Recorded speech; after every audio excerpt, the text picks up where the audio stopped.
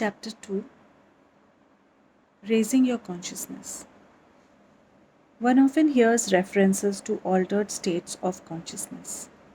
Implied in the expression is a suggestion that higher states of awareness are anomalies. Actually, there is only one state of consciousness, and that is superconsciousness. The conscious and the subconscious minds are our altered states, representing as they do the downward filtering of superconsciousness through the brain. Superconsciousness is forever the reality. It is our true and native state of being.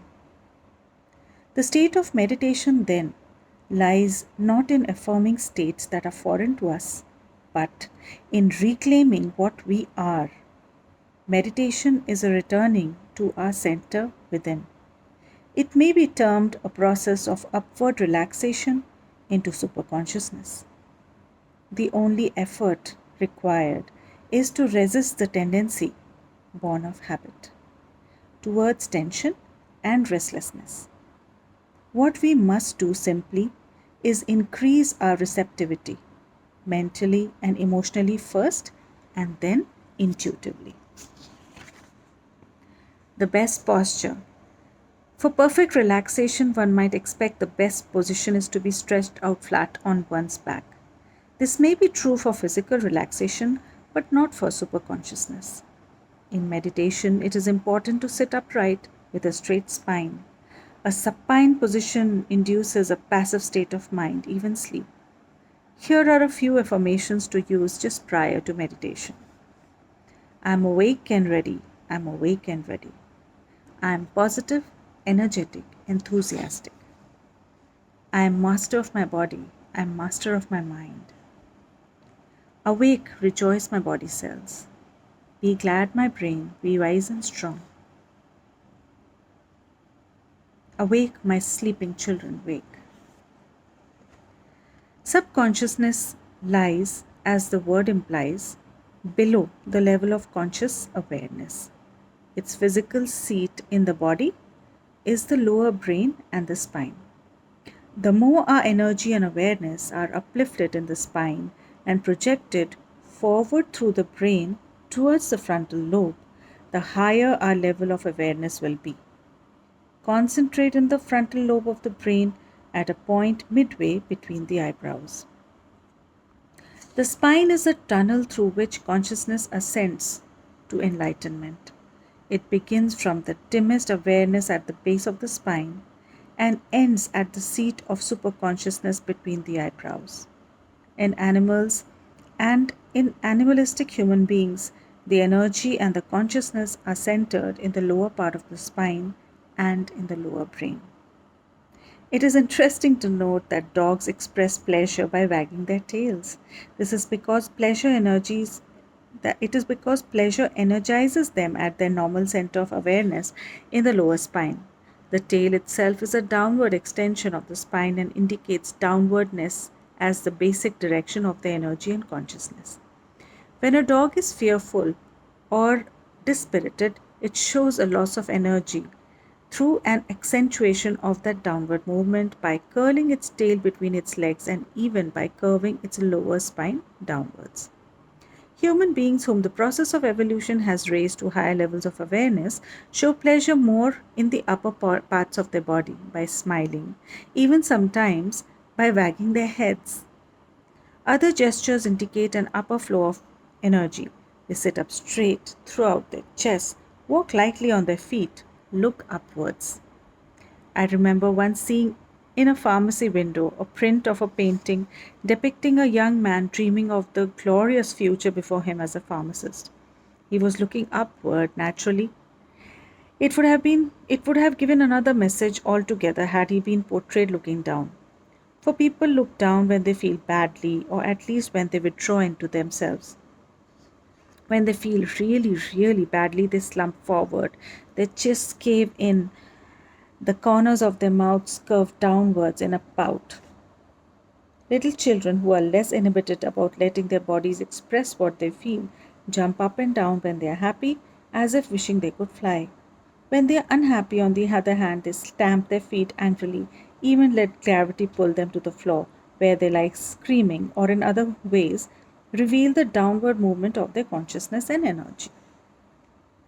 Heaven and hell lie within us. Heaven in every religion is described as being somewhere up and above, and hell is located somewhere down and below. There is no objective evidence for either belief.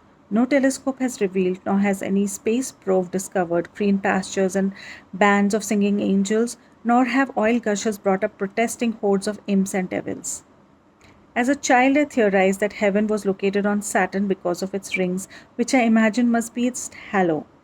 My theory broke down, however, when I learned that Saturn was just as often below me relative to my position on Earth. My belief in heaven itself suffered a major setback when I learned that what was up for me was down for people on the other side of the world, that in a cosmic sense, up and down don't even exist.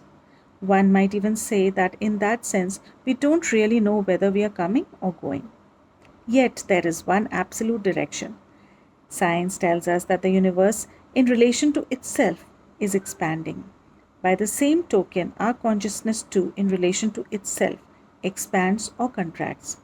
As our consciousness and sympathies expand, our center of energy, like a helium balloon, rises. With contraction, that center of energy, like a deflating balloon, descends. It is a universal experience that pure love and other heavenly feelings are accompanied by an upward flow of energy, and that any hell we experience on earth is accompanied by a downward flow.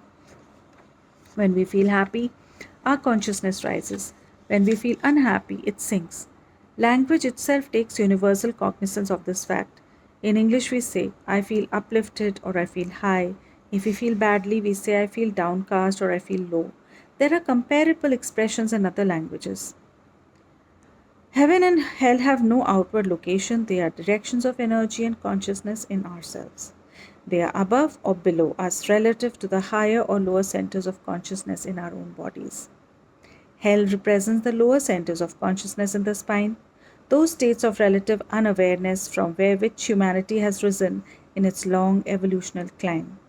Heaven represents the higher centers of consciousness. The highest heaven is that level of perfect awareness, which is superconsciousness. All life is impelled up the spiral staircase of the spine by a kind of soul memory. Invertebrates having no such staircase themselves can only stand at the bottom, so to speak, looking up. But with the appearance of the spine in evolution, a tunnel forms through which energy and the consciousness can rise. The higher we rise within ourselves, the closer we come to heaven within ourselves. This increasing freedom of consciousness gives us the freedom of choice to move upward or downward.